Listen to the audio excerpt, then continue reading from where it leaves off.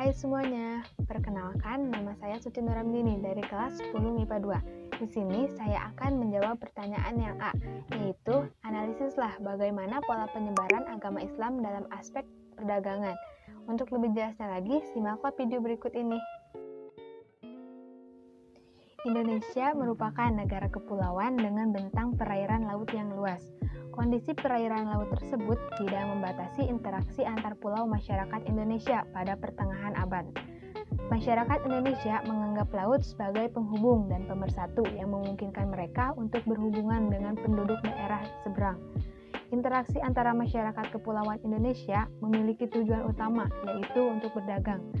Aktivitas perdagangan yang terjalin antar pulau satu dengan pulau-pulau lain menimbulkan terbentuknya jaringan perdagangan nasional antar pulau di Indonesia. Selain itu, wilayah laut Indonesia yang memiliki letak strategis menjadikannya sebagai jalur perdagangan internasional. Wilayah laut Indonesia menghubungkan jalur perdagangan internasional antara kawasan Asia Timur, Asia Tenggara, Asia Selatan, dan Timur Tengah. Kejayaan perdagangan wilayah laut Indonesia juga tidak terlepas dari komoditas rempah-rempah yang melimpah. Pedagang-pedagang dari Arab, India, dan Cina datang ke Indonesia untuk menjual komoditas dari wilayah mereka, sekaligus mencari rempah-rempah untuk dijual kembali. Aktivitas perdagangan internasional di kawasan Indonesia berdampak pada timbulnya interaksi antar suku, etnis, dan bangsa-bangsa di dunia dalam bidang sosial, budaya, dan agama. Dalam buku Islamisasi dan Perkembangan Kerajaan-Kerajaan Islam di Indonesia tahun 2012 karya Daliman, Islam di Indonesia masuk dan berkembang melalui perdagangan dan mengikuti jalur pelayaran. Interaksi budaya antara pedagang Arab, Persia, dan Gujarat dengan masyarakat Indonesia menyebabkan meluasnya pengaruh agama Islam di Indonesia. Kawasan pesisir Jawa, Sumatera, Kalimantan, Sulawesi, dan Maluku menjadi pusat penyebaran agama di Indonesia. Pemukiman Islam mulai muncul di kota-kota bandar pelabuhan besar seperti Malaka, Aceh, Demak, Makassar, Banjarmasin, Ternate, dan Tidore.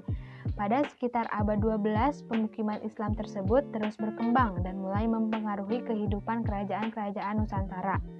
Sebagian pedagang tersebut memutuskan untuk menetap dan mendirikan perkampungan yang tidak jauh dari pelabuhan atau tempat perdagangan. Adanya perkampungan tersebut meningkatkan interaksi antara pedagang dan masyarakat lokal, sehingga ajaran Islam semakin diketahui dan dipahami oleh warga Indonesia. Seiring berjalannya waktu, semakin banyak pedagang muslim yang datang dan pengaruh agama Islam pun semakin besar di Indonesia. Karena itu, perdagangan merupakan metode penyebaran Islam yang paling terlihat sekaligus saluran pertama penyebaran Islam di Indonesia. Pada saat itu, sebelum masuknya Islam di Indonesia, Indonesia bagian timur memiliki keadaan yang memprihatinkan. Jadi, masyarakat Indonesia bagian timur terkenal sebagai penganut animisme atau penganut penyembah roh. Masyarakat Indonesia bagian timur masih percaya dengan mitos atau legenda. Hal ini terjadi karena turun-temurun dari nenek moyang. Jadi, masih banyak penduduk Indonesia bagian timur yang menganut animisme, walaupun sudah berkembangnya zaman.